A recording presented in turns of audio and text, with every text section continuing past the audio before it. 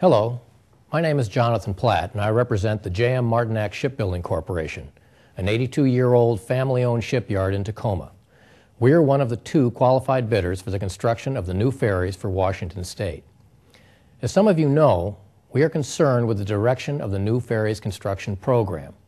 Simply put, the DOT is not following the legislature's directive on how and when to build these ferries. In 2001, the legislature authorized the construction of ferries to replace the now 80-year-old steel-electric ferries, the oldest ferries in service in North America. Your instructions were clear. Choose the size of the ferries, make sure they go into all the terminals, and put the risk on the shipyard and not on the taxpayer for the design, construction, and performance of the ferries. In other words, no more change orders. In 6 years, the DOT has built no ferries, has spent $50 million on a design and equipment for ferries, and then changed its mind. The DOT has said they will build ferries that will not go into Keystone Terminal, thus ensuring two things.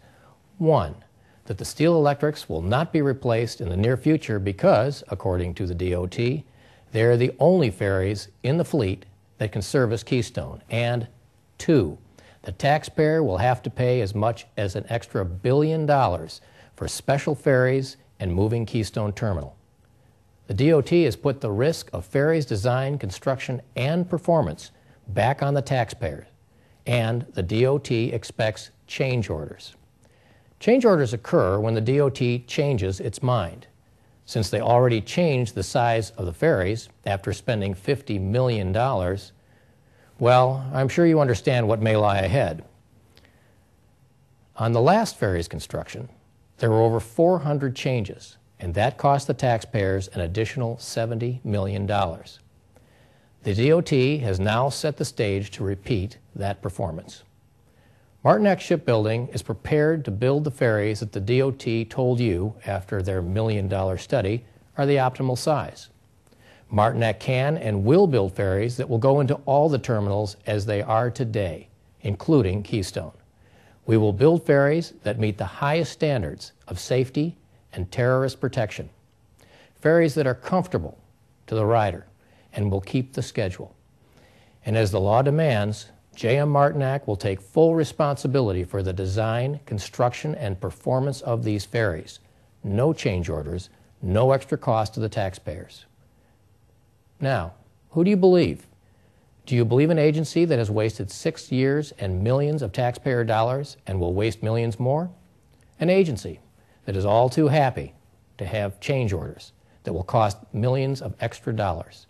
An agency that wants the taxpayer to pay for the mistakes. Will you believe an agency that for 19 years has been cited by the state auditor because it can't keep track of the revenue from its ticket sales? Or do you believe a qualified bidder with over 80 years' experience that will build ferries the way you directed and will take the responsibility? I hope to speak to each of you on this subject during the session. As you are asked to pass the almost $7 billion transportation budget, please keep the DOT's lack of performance in the construction of these ferries in mind. We think it offers an interesting insight into why so many vital projects have not been started after so many tax dollars have been made available. Thank you.